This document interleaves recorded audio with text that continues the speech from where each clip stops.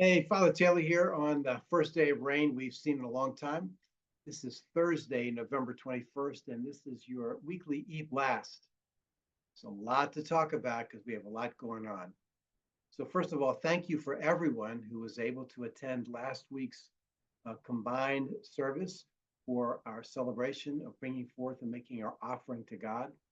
I'm trying to figure out how I can take your prayers, which you put in that, and keep them on the altar, maybe the back altar for particularly for Sundays.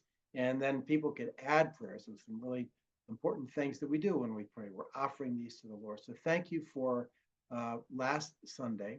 And if you have not yet turned in your pledge, it'd be really helpful for us in terms of our budgeting and how we see things to go ahead and to get that into the office. Coming up this Saturday at 10 o'clock, we have, I think this is our fourth time for having what we call Heart of Worship.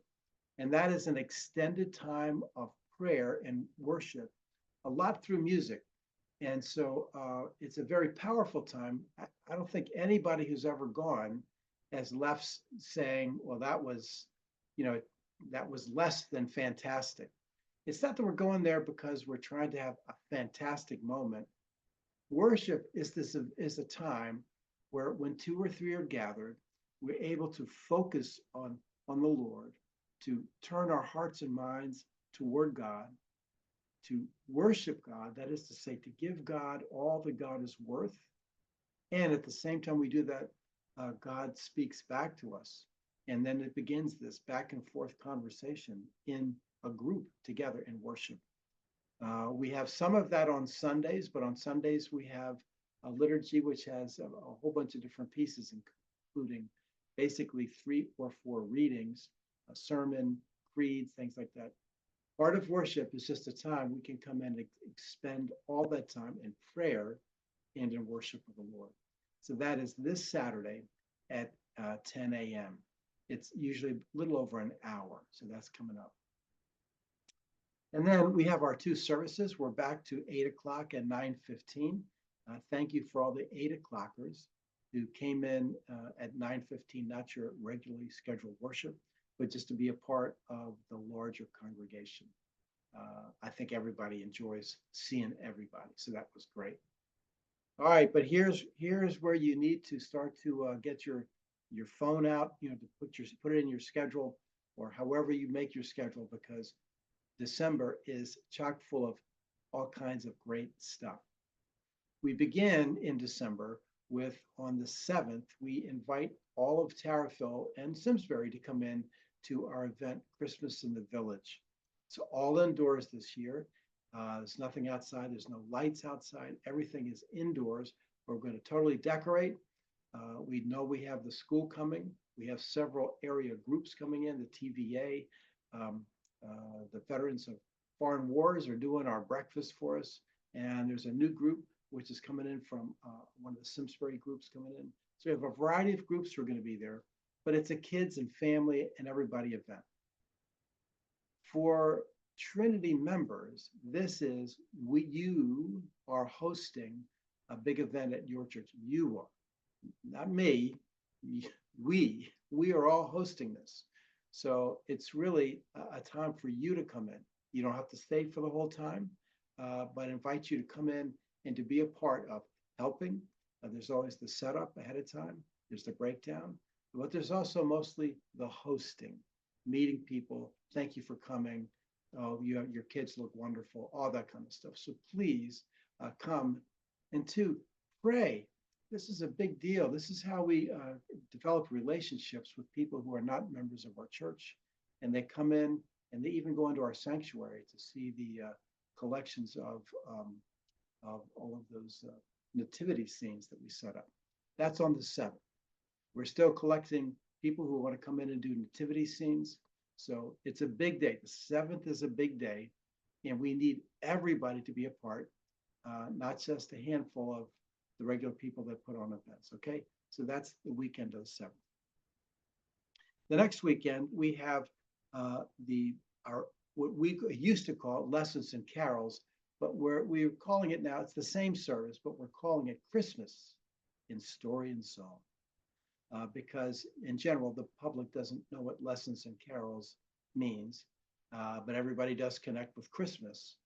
And so what we're explaining to people is, look, waiting to put this part of Christmas in at Christmas Eve, you miss the entire season of preparation and of longing and all that this story of Christmas, which God has planned for long before the first Christmas.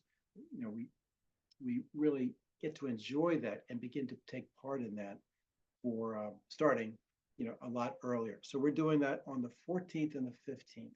So make sure that that's for those cards I gave you last week. Those cards are for you to invite someone to say, hey, come to this event. It's going to be great.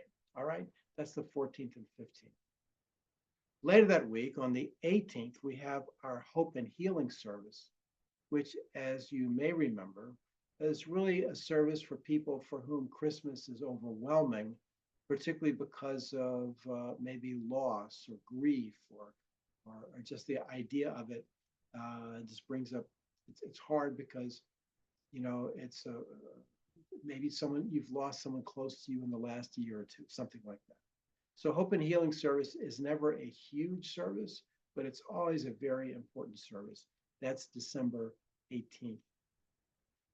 On the 21st, which is a Saturday for the women, and I guess men can come to this. I'm going to say, yeah, men can come too, but it is a centerpiece making event, which happens in the morning on Saturday, which is a mega popular event. I know that people bring breakfast items and they get together with coffee. It's the week before Christmas. People are excited. That's a great event.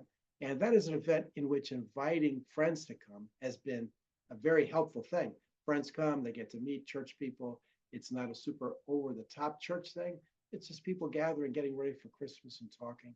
It's a really lovely event, and that's on the 21st. And then, of course, on the 24th, we have our two services for Christmas Eve, 4 and 8. You're going to be hearing about these things in a repetitive way because I'm just trying to make sure everybody's in the loop. Carol's going to make up new bookmarks, which is really helpful for you to have because it has the entire December schedule on there. So, so we're just letting you know everything that's coming up coming up in the next couple of weeks. So hopefully, I'd like to see some folks we don't generally see, and some guys that go. It's interesting. The church, the people who do and I mean church in general, people tend to think of women as worship people and prayer people and worship leaders and our things when we do some of these worship events. I would say it's in the majority of folks who come are women. Of course, in the scriptures, all these things we see, it's the majority of people are men. So this is an appeal to men should be coming out to taking time once in a while just to extend themselves in worship. So I'm inviting and encouraging, exhorting. I'm exhorting guys. I want to see you on Saturday morning. I'll be helping lead. I'll be playing guitar. So please come on out for that. Last piece to remind you of is Monday the 18th is the burial service for Jean Kendall, who was a dearly loved member of the church. I only knew her since 2018, but she was witty, super smart, funny. So just really enjoyed the time during COVID. She was at every one of our 8 in the morning and 8 in the evening prayer services with her cat, no less. So that service is on the Monday the 18th. There at 10 a.m. There'll be a time for you to come in and just to give your condolences to the family at 10. That ends at 10:45, and then 11 o'clock is the time for our service. So hopefully we'll see you this weekend. Look forward to worshiping the Lord together with you.